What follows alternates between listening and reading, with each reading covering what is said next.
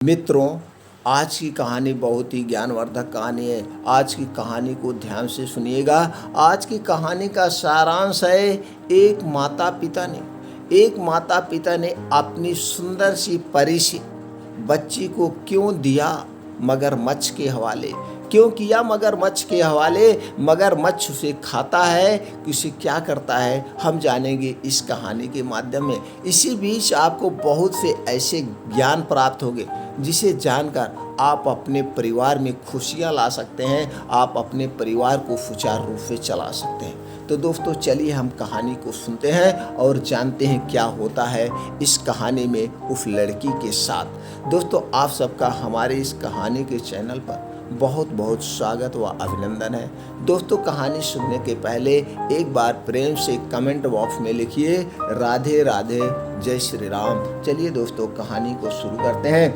पुराने जमाने में किसी गांव में एक बूढ़ा आदमी रहता था। उसकी शादी को 20 साल हो गए थे, पर वह औलाद की दौलत से महरूम था। उसकी कोई संतान नहीं थी। भगवान की कृपा से बूढ़े की औरत का पांव भारी था। नई नई चीजें खाने को उसका जी चाहता था। बूढ़ा भी अपनी बिसात के मुताबिक उसे खाने की चीजें लाकर देता था। एक रोज बूढ़े की बीवी को खट्टे मीठे बेर खाने की बहुत ख्वाहिश हुई। गर्मी के मौसम में बेर कहाँ मिलते थे। फिर भी बूढ़ा बेरों की तलाश में जंगलों में भटकता रहा। एक दिन जंगलों में इधर उधर बेर तलाश करते हुए वह एक तालाब के किनारे पहुंचा तो एक बेर की झाड़ी नजर आई। बूढ़े को बहुत खुशी हुई। वह अपने दोनों हाथ से बेर इकट्ठा करने लगा। अभी झोली भर बेर ही तोड़े थे कि एक आदमखोर मगरमच्छ ने अपना बड़ा सा मुंह पानी से ऊपर निकाला और जोर से सांस खींची। उसके सांस लेने से एक जोरदार आंधी आई और बूढ़ा कमजोरी की वजह से अपने को ना संभाल पाया और तालाब में आ गिरा। बूढ़ा अपने को संभालते हुए किनारे तक पहुंचना ही चाहता था कि मगरमच्छ ने उसके पांव ही पकड़ लिए। बूढ़ा उससे कहने लगा, भाई, खट्टे मीठे बेरों की तलाश में मेरे पांव घिस गए हैं और फिर जब बेर मिले तो मेरे रास्ते में तू रोड़ा बनता है। तेरी यह मक्कारी मुझ पर कोई असर नहीं करेगी। बहुत दिनों से इंसान का गोश्त खाने को नहीं मिला है। तेरी करारी हड्डियों को चबाने में मुझे बहुत मजा आएगा। आज मैं तुझे खाऊंगा। मगरमच्छ ने लार टपकाते हुए कहा। क्यों? मुझे तू क्यों खाएगा? इसलिए क्योंकि तूने मुझसे बगैर इजाजत लिए मेरे बेर लिए हैं। भाई, मैं यह बेर बहुत मजबूरी में ले रहा हूँ। मेरी बीवी की हालात कुछ ऐसी है, मैं और मेरी बीवी अब और ज्यादा इंतजार नहीं कर सकते। बूढ़े की बात सुनकर मगरमच्छ समझ गया। ओह, अगर यह बात है तो मैं तुझे नहीं खाऊंगा। तू अपनी राह ले, लेकिन मेरी एक शर्त है। क्या शर्त है? बूढ़े ने पूछा। अगर लड़का होगा तो तेरा और लड़की होगी तो मेरी। मंजूर कहकर जा। बूढ़ा मंजूर कर लेता है। मंजूर कहकर वह बेरों की झूरी संभालते हुए चल दिया। वह अपने दिल में सोचने लगा कि मगरमच्छ उसे फिर कहाँ मिलेगा, और अगर उसके यहाँ लड़का पैदा हुआ तो फिर तो परेशानी की कोई बात ही नहीं है। कोई परेशानी की बात नहीं है। बूढ़ा अपनी बीवी की आवाभगत में कोई कमी नहीं करता था। दिल पर लगाकर उठते हुए रहे और एक दिन बूढ़े के घर एक खूबसूरत, बहुत तंदुरुस्त लड़की पैदा हुई। बच्ची को देखकर उसे मगरमच्छ की बात याद आई तो वह कांप उठा। लड़की का रंग गुलाब के फूल की तरह था। उसकी आंखें हीरो की तरह चमक रही थी। वह परियों की तरह हसीन और मासूम थी। ऐसी मन्नतों मुरादों की लड़की मगरमच्छ के पेट में जाए, यह सोचकर बूढ़ा दुख से कांपने लगा। उसने सोचा, अब वह कभी तालाब के किनारे जाएगा ही नहीं तो वह मगरमच्छ कैसे मिलेगा। बारिश का मौसम आया और नदी में बाढ़ आ गई। मगरमच्छ पानी में बहकर तालाब से निकलकर वह खेत में आ गया। अब उसे आसानी से शिकार मिलने लगा। एक दिन बूढ़ा खेत से सब्जी तोड़कर ला रहा था। तो रास्ते में मगरमच्छ ने उसे रोककर सवाल किया, क्यों रे बुढ़े, मुझसे छुपता हो क्यों है? तू मुझसे कुछ कहकर भागा था ना, कुछ का वादा किया था। सीधी तरह बता, तेरे यहाँ लड़की हुई है या लड़का? बूढ़ा ने कहा, लड़की। बूढ़े ने सहमी आवाज में कहा, तो फिर वह मेरी है। मेरी अमानत को अब तक तूने अपने पास क्यों रखा है? क्या तू अमानत भी खयानात में करना चाहता है? इतनी छोटी बच्ची को मुझे कैसे दे दूं? इतनी छोटी बच्ची को तुझे कैसे दे दूं? बूढ़े ने कांपती आवाज में कहा। 14 साल पहले तुमने मुझसे वादा किया था, क्या वह अब भी बच्ची है? तू बाप की नज़र से देखता है, वह अगर बूढ़ी भी हो जाएगी तब भी वह बच्ची ही रहेगी। तू मुझे अब और बेवकूफ़ नहीं बना सकता। मैं तुझे चैन से रहने नहीं दूंगा।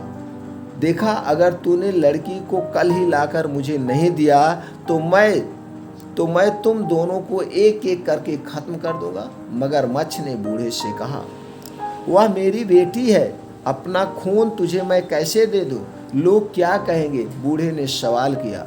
लोग क्या कहेंगे वह मैं नहीं जानता हूँ। क्या कहता है? वादा खिलाफी करना चाहता है? मगरमच्छ ने गुस्से से चिल्लाकर कहा, नहीं नहीं, यह बात नहीं है। मैं चाहता हूँ कि मेरी बेटी को इस बात का पता न चले। और बूढ़ा कहते कहते रुक गया। तू क्या चाहता है, बोल? मगरमच्छ ने कहा, मेरी लड़की को कमल का फूल बहुत पसंद है। तू अपनी पीठ पर एक कमल का फूल रखकर तालाब के अंदर पानी के नीचे बैठे रहना।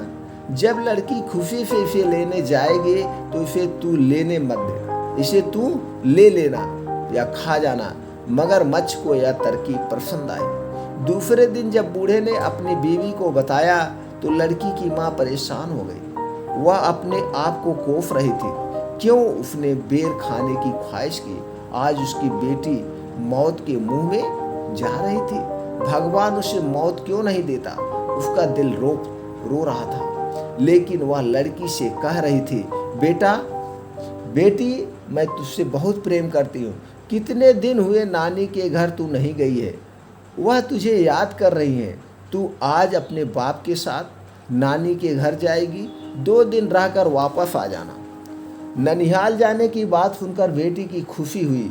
उसके लिए मामू का घर जन्नत से कुछ कम नहीं था। वहाँ की हर चीज़ उसे बहुत पसंद आती थी। वहाँ का चाँद खूबसूरत था, वहाँ के फूल खूबसूरत और फल रसीले थे। नानी के घर जाने की खबर सुनकर वह खुशी से नए कपड़े पहनकर तैयार हो गई।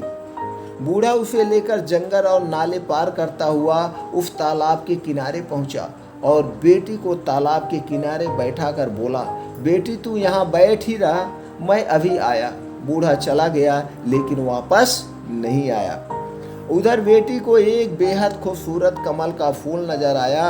वह सोचने लगी कि इतना खूबसूरत कमल तालाब के बिल्कुल किनारे खिला है, लेकिन उसे अभी तक किसी ने हाथ नहीं लगाया। हो सकता है कि किसी की नज़र उस पर ना पड़ी हो। बूढ़े की बेटी धीरे धीरे पानी के अंदर गई। कमल के फूल की तरफ हाथ बढ़ाते ही कमल थोड़ा आगे घिसक गया। लड़की डर कर अपने बाप को पुकारने लगी, घुटने पानी पर हुआ है बाबा, घुटना जो है पानी हुआ है, कमल खिसकता जाता है बाबा। यह कहते हुए वह पानी में अंदर जाती है। वह फिर आगे बढ़ने लगी, कमल फिर से खिसक गया। लड़की चीख कर अपने बाप को पुकारने लगी, छाती पानी हुआ बाबा, कमल खिसकता जाता है बाबा। बाप वहाँ होता तो जवाब देता। उसे डर लग रहा था। वह सोच रही थी कि वापस चली जाए। उसी वक्त बड़ी बड़ी लाल आंखों वाला मगरमच्छ मुंह खोले पानी की सतह पर दिखाई दिया। बूढ़े की बेटी मगरमच्छ को सामने देखकर घबरा गई और चीखने लगी, लेकिन उसकी चीख जंगल में गूंज कर रह गई। पर उसका बाप वापस नहीं आया। मगरमच्छ उसको अपने बड़े बड़े पंजों में पकड़कर तालाब के दूसरे किनारे एक गुफा में अंदर ले गया और वहां लड़की को छोड़कर वापस आ गया। लड़की की मासूमियत और खूबसूरती को देखकर उसे खाने का इरादा इस वक्त उसने छोड़ दिया। राहगीर जो तालाब में नहाने या पानी पीने आते, उन्हें वह पेट भरकर खाता और उस आदमी के पास खाने का जो सामान होता उसे लाकर लड़की को देता। लड़की इस गुफा में पड़ी रहती, पर मगरमच्छ के डर से वह कुछ नहीं बोलती थी। इस तरह दिन गुजरते गए। चारों तरफ इस तालाब का मगरमच्छ आदमखोर के नाम से मशहूर हो गया था। डर के मारे कोई राहगीर इस तालाब की तरफ नहीं आता था। मगरमच्छ भूख से बेकरार होने लगा। उसने तालाब की बड़ी बड़ी मछलियों को खाकर खत्म कर दिया। अब वह भूख के मारे मरने लगा। जंगल की गाय, बकरी, भेड़ भी वह भूख की शिद्दत में खा गया। अब उसके डर से वहां कोई जानवर भी पानी पीने नहीं आता था। जब उसे जोर जोर की भूख सताने लगी तो वह बूढ़े की बेटी के करीब आकर उसे अपनी लाल और ललचाई आंखों से घूरने लगा। बूढ़े की बेटी समझ गई कि अब उसकी बारी थी, लेकिन मगरमच्छ ने उसे उस दिन नहीं खाया। सोचने लगा कि जब उसके दांतों में धार नहीं थी, उन्हें लुहार से तेज कराने के बाद उस लड़की को खाएगा। यह सोचकर वह लुहार के पास चला गया। इधर बूढ़े की बेटी अपनी जान बचाने की तरकीब सोचने लगी। गुफा में उसने सोने चांदी के जेवरात मगरमच्छ ने लाकर रखे थे। उसने सबको इकट्ठा किया और एक टोकरे में रखकर सूखे पत्ते और छोटी छोटी लकड़ियों से उसे ढक लिया और अपने जिस्म पर कीचड़ लेप कर अपनी सूरत एक अंधी बुढ़िया जैसी बना ली और टोकरी कमर पर लाद कर लाठी टेकते टेकते जाने लगी। जैसे ही गुफा से बाहर निकली, उसी वक्त मगरमच्छ आ गया और दहाड़ कर पूछने लगा, तू कौन है? बूढ़े की बेटी से डर कांपने लगी।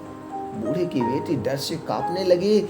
बाद में खुद को संभालते हुए कहने लगी, मैं अंधी बूढ़ी हूँ, हड्डियों की लड़ी हूँ, मेरे बदन पर क्या है? तू खाएगा, तू खाएगा। अपनी गुफा को जा, वहाँ तेरे लिए एक तंदुरुस्त लड़की मौजूद है, उसकी हड्डियाँ चबाने में तुझे मजा आएगा। मगरमच्छ उसे पहचान न सका। उसके मुंह में इंसानी गोश्त के मजे को सोचकर पानी आ गया और वह तेजी से गुफा के अंदर चला गया। बूढ़े की बेटी उससे छुटकारा मिलते ही वह घबराकर दौड़ने लगी और घने जंगल में गुम हो गई। वह सोच रही थी कि जिस माँ बाप ने उसे धोखा देकर मगरमच्छ के हवाले कर दिया, वह उनके पास अब नहीं जाएगी। वह यही कुछ सोचते सोचते जंगल में चली जा रही थी कि उसे शेर की गरज सुनाई दी। उसका दिल जोर जोर से धड़कने लगा। वह खौफ के मारे इधर उधर छुपने की जगह ढूंढने लगी। इतनी देर में एक हाथी के बराबर ऊंचा और बड़ा शेर उसके सामने आ गया। डर के मारे वह सामने एक बड़े बरगद के दरखत के तने से लिपट गई और रो रो कर मजबूरन दरखत के दरख्वास्त करने लगी, ये दरखत तू फट जा, मैं तुझ में समा जाऊं और तू बंद हो जा। यह सुनते ही वह पेड़ सचमुच में फट गया और उसके अंदर चली गई और वह फिर पेड़ बंद हो गया। पेड़ की टहनियाँ बंद हो गई। एक दिन एक राजकुमार शिकार करने के लिए उसी जंगल में आया और वह दातून के लिए एक शाख काटने लगा कि इसके कानों में ये आवाज आई, राजकुमार धीरे काट, कहीं मेरी आंखें फूट ना जाए, मेरी नाक कट ना जाए, मेरे हाथ टूट ना जाए। वह सुरीली आवाज सुनकर राजकुमार को हैरत हुई और वह दातून लिए बगैर राजमहल वापस आ गया। वह राजमहल वापस चला आया। वह रात भर उसी जादुई पेड़ के बारे में सोचता रहा। राजमहल में राजकुमारी की शादी की तैयारियां हो रही थी। ज्योतिषी और पुरोहित राजकुमार को समझा रहे थे, लेकिन राजकुमार को बस एक ही जिद थे कि वह उसी पेड़ से शादी करेगा। अगर उसकी शादी उस पेड़ से नहीं हुई तो वह अपनी जान दे देगा। राजकुमार राजा की एकलौती औलाद था। उसकी नज़र में शादी की अहमियत बेटे की जिंदगी से कम ही थी। इसलिए राजकुमार की ख्वाहिश पूरी की गई। उसी पेड़ के साथ उसकी शादी कर रस्म अदा की गई। राजकुमार उस पेड़ को वहां से उखाड़कर अपने महल के पास बाग में लगवा लिया। बूढ़ी की बेटी रात गई पेड़ से निकलती और महल के अंदर जाकर सब काम पूरे करती और सुबह होते ही वापस पेड़ के अंदर चली जाती थी। एक रोज राजकुमार ने छुपकर बूढ़े की बेटी के ये सब काम देखे। दूसरे दिन जब बूढ़े की बेटी उस पेड़ से निकलकर महल के अंदर गए तो राजकुमार ने उस पेड़ को आग लगाकर भस्म कर दिया। बूढ़े की बेटी दौड़ते हुए आई और बोली, आह, तुमने ये क्या किया? इस पर राजकुमार ने कहा, इतना बड़ा महल है, तुम इसमें रह सकती हो, इस खूबसूरत बाग में घूम सकती हो, बेवजह इस पेड़ के अंधेरे में क्यों फहती रहती हो? क्यों इसमें सड़ गल रही हो? और फिर मैं तुमसे बेइंतहा मोहब्बत करता हूँ, मैं तुमसे बहुत प्रेम करता हूँ, मैंने तुम्हें अपनी रानी बना लिया है, मैं तुम्हारे बिना जी नहीं सकूँगा। लड़की तो सिर्फ मोहब्बत की भूखी थी, प्यार की भूखी थी। लड़की को लगा कि जैसे सारे जहाँ की खुशियाँ उसे मिल गई हो। उस दिन के बाद दोनों राजमहल में हंसी खुशी से रहने लगे।